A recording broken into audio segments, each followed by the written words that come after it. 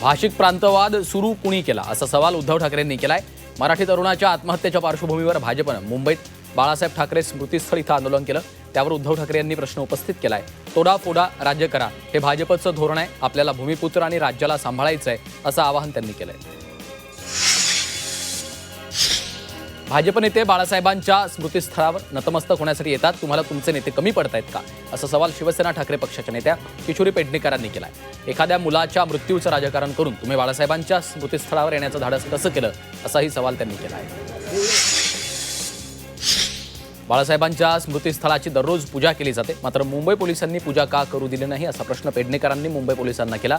पोलिसांवर कुणाचा दबाव होता का असा सवाल त्यांनी केला।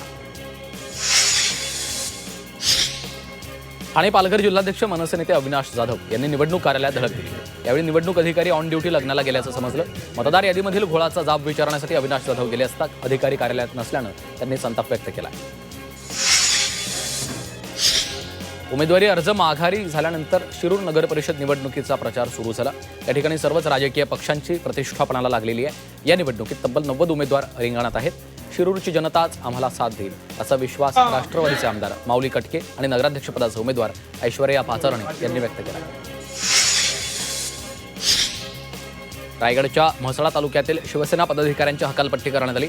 म्हसळा तालुका प्रमुख प्रसाद बोरले आणि युवा सेना तालुका प्रमुख स्वप्नील चांदोरकर यांची शिवसेनेतनं हकालपट्टी करण्यात आली। मंत्री भरत गोगावले यांच्या आदेशानं जिल्हा प्रमुख प्रमोद घोसाळकर यांनी ही कारवाई केली आहे।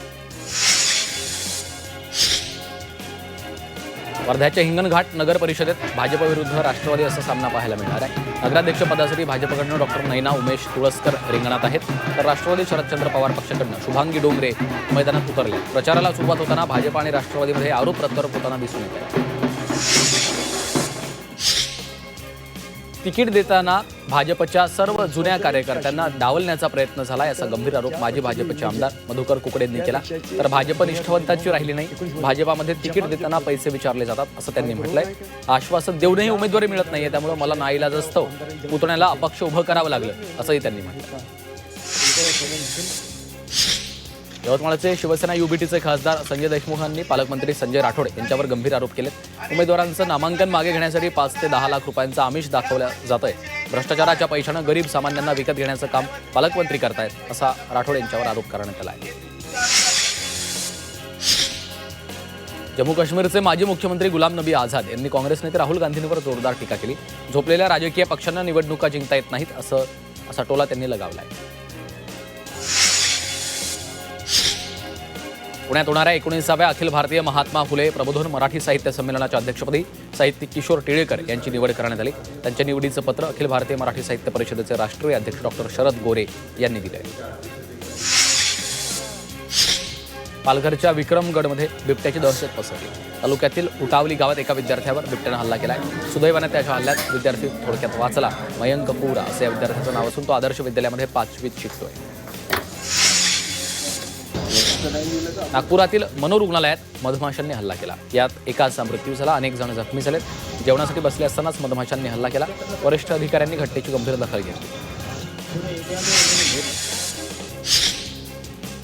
पिंपरी चिंचवडमधील पुनावळे परिसरात एका डिलिव्हरी बॉयनं कंपनीची फसवणूक केली। या डिलिव्हरी बॉयनं बनावट ऑर्डर देऊन आलेल्या वस्तूंची अफरातफर करून वस्तू कंपनीला परत पाठवून 1,21,000ची फसवणूक केली आहे। डिलिव्हरी बॉयच्या विरोधात गुन्हा दाखल केला आहे। सिन्नरच्या नायगावात गावगुंडांनी हैदोस घातला। इलेक्ट्रिकल व्यावसायिकाकडे त्यांनी खंडणी मागितली। 50,000 दे नाहीतर दुकान पेटवून देईन अशी थेट धमकी दिली। या प्रकरणात सिन्नर MIDC पोलीस ठाण्यात गुन्हा दाखल झालाय। मात्र गावगुंडांचा वाढता उपद्रव त्यामुळे नागरिक घाबरले। साताऱ्याच्या फलटणमधील डॉक्टर महिला आत्महत्या प्रकरणातील संशयित आरोपी गोपाल बदने आणि प्रशांत बनकर या दोन्ही आरोपींना पुन्हा पोलीस कोठडी सुनावण्यात आली आहे। SITनं या दोन्ही आरोपींना कळंबा जेलमधून ताब्यात घेऊन फलटणमधील न्यायालयात हजर केलं होतं। त्यानंतर न्यायालयानं या दोघांना 3 दिवसांची पोलीस कोठडी सुनावली। वर्ध्यात गौतमी पाटीलच्या कार्यक्रमात राडा झालेला आहे। प्रेक्षकांनी खुर्च्या फेकत तोडफोड केली। वर्ध्याच्या स्वावलंबी मैदानात सांस्कृतिक महोत्सव सुरू आहे। यामध्येच गौतमी पाटीलचा कार्यक्रम आयोजित केला होता। या कार्यक्रमासाठी तिकीटं ठेवण्यात आली होती, मात्र गर्दी वाढल्यामुळे नियोजन कोलमडलं आणि प्रेक्षकांनी राडा सुरू केला।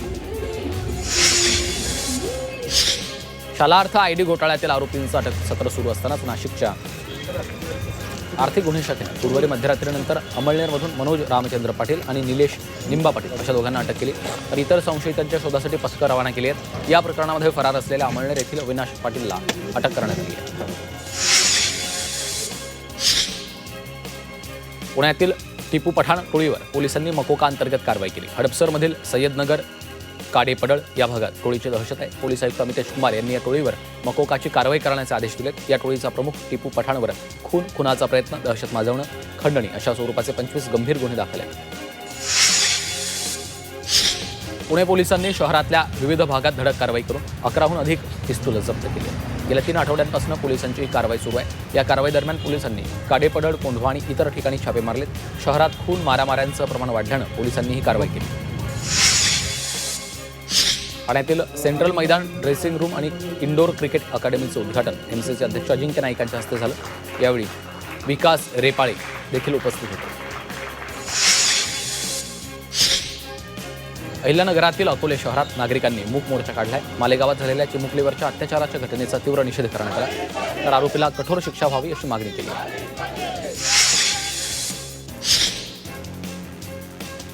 साताऱ्यामध्ये नगरपालिकेच्या अनुषंगानं निवडणुकीची रणधुमाळी सुरू आहे. शिवसेनेचे उपजिल्हाप्रमुख विकास अण्णा शिंदे यांच्यावर पक्षानं शिस्तभंगाची कारवाई केली. विकास शिंदे यांनी वाई नगरपालिकेच्या अंतर्गत आपले अपक्ष उमेदवार वॉर्डनिहाय उभे केल्यामुळे ही कारवाई करण्यात आली आहे. पिंपरी चिंचवडमध्ये 92,664 दुबार मतदार आढळले. महापालिकेच्या आगामी निवडणुकीसाठी प्रसिद्ध केलेल्या मतदार यादीत दुबार मतदार आढळलेत. त्यामुळे महापालिका निवडणूक विभाग स्थळ पाहणी करणार आहे. वाशिमच्या मालेगावमध्ये एनसीसी विद्यार्थ्यांनी पथनाट्याद्वारे मतदान जनजागृती केली. आगामी निवडणुकांच्या पार्श्वभूमीवर नागरिकांना मतदानाचं महत्त्व पटवून देण्यासाठी हा उपक्रम आयोजित करण्यात आला होता. या अभियानाच्या अंतर्गत 4 ठिकाणी विद्यार्थ्यांनी सादरीकरण केलेलं आहे. बीडमधील वॉर्ड क्रमांक 16 आणि 18 मधील नागरिकांनी नगर परिषद निवडणूक मतदानावर बहिष्कार टाकण्याचा निर्णय घेतलाय. शैंशनगर आणि लेंडी परिसरातील रस्ता गेल्या अनेक वर्षांपासून रखडलाय. अनेक वेळा निवेदन देऊनही रस्ता न केल्याने नागरिकांनी मतदानावर बहिष्कार टाकलाय.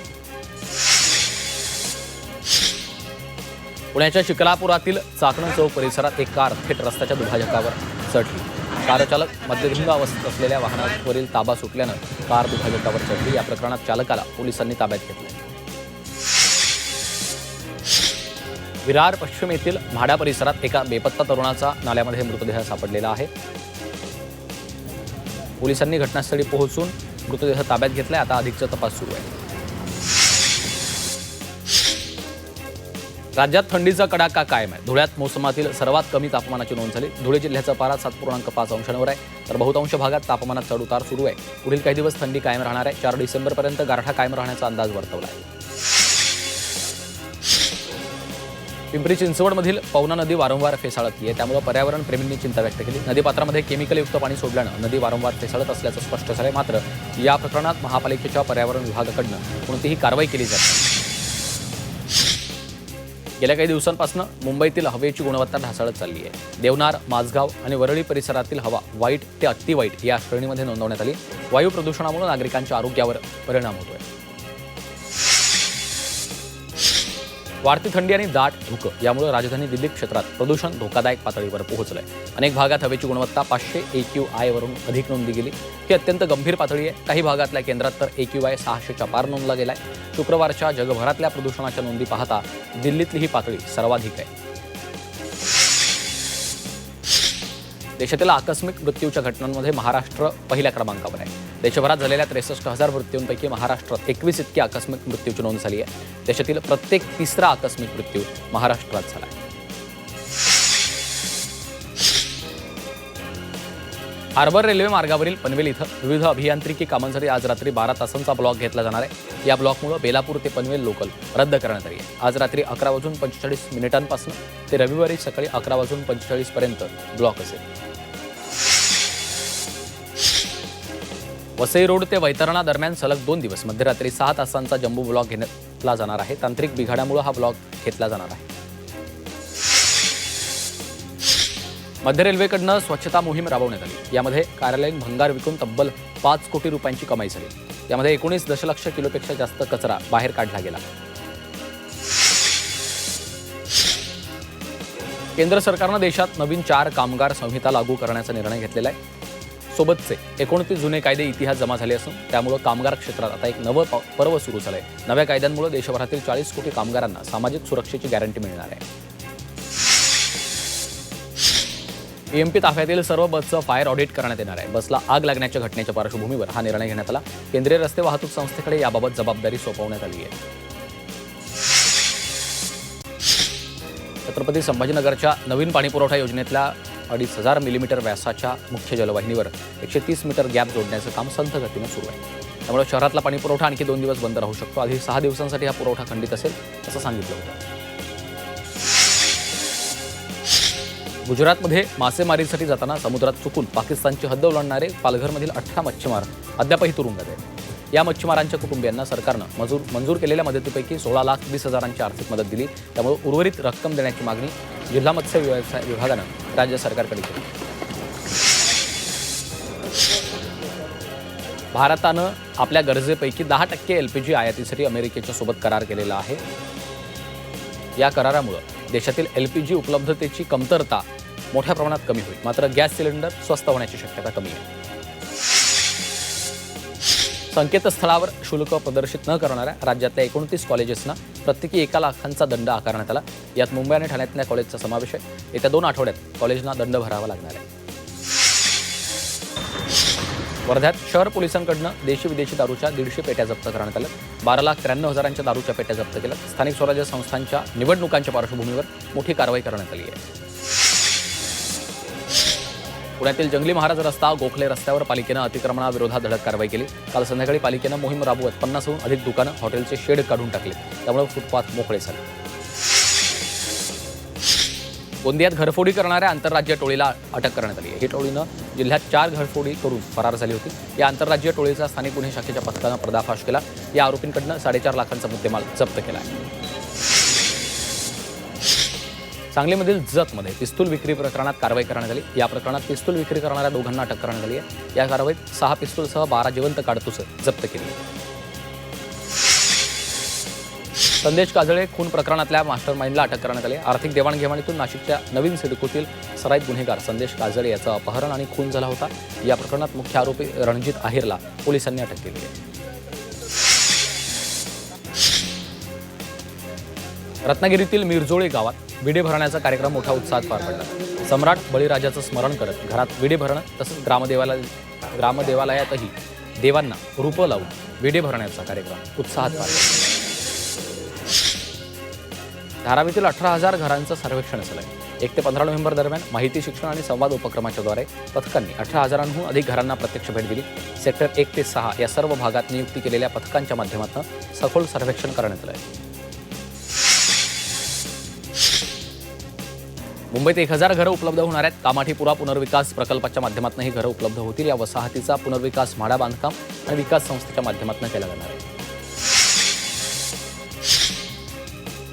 ठाकुर्ली रेल्वे स्टेशन बाहेर शिवसेना शिंदे पक्षाकडनं जल्लोष करण्यात आला.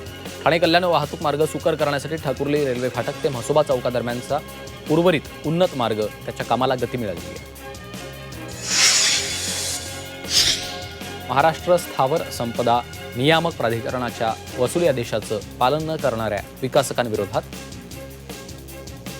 कारवाई करण्यात येणार आहे. मालमत्ता जप्ती, बँक खाती गोठवणं यासह आता थेट तुरुंगवासाच्या शिक्षेची तरतूद आहे. या निर्णयामुळे घर खरेदीदारांना दिलासा मिळणार आहे.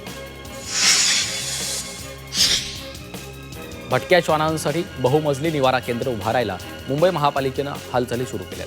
शैक्षणिक संस्था, रुग्णालयं, बस थांबे अशा सार्वजनिक ठिकाणच्या भटक्या श्वानांना निवारा केंद्रांमध्ये स्थलांतरित करा असे आदेश सर्वोच्च न्यायालयाने दिले आहेत. सिडकोच्या इतिहासात प्रथम येणाऱ्यास प्रथम प्राधान्य या तत्वावर 4,508 घरांची गृहनिर्माण योजना जाहीर करण्यात आली. योजनेच्या ऑनलाईन अर्ज नोंदणीला आज दुपारी 4 वाजल्यापासून सुरुवात होणार आहे. अर्जदारांना प्रथमच स्वतःच्या पसंतीची सदनिका निवडण्याचं स्वातंत्र्य हे या योजनेचं प्रमुख वैशिष्ट्य आहे.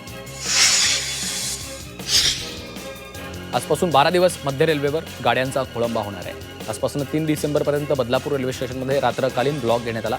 पादचारी पुलाचं गर्डर उभारण्यासाठी हा ब्लॉक घेण्यात आलेला आहे.